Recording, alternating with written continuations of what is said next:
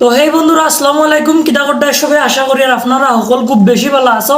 তো আজকের ভিডিওত সিলেটি নাটকের জনপ্রিয় অভিনেতা আক্কেল আলীর বাইর মানে দুইটা পোস্ট নিয়ে আমরা মাত্র কথা করবো।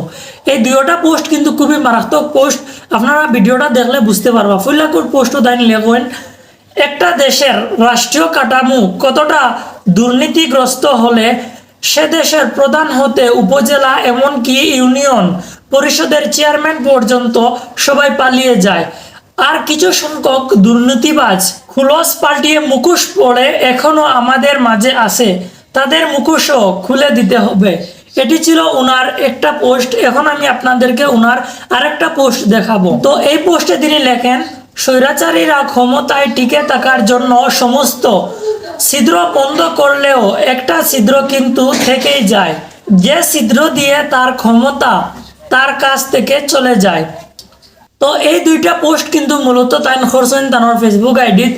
তো আজকের ভিডিওত আপনারা ওনার এই দুইটা পোস্ট দেখিয়া কিলা লাগলো তা অবশ্যই কমেন্ট করে কইবা।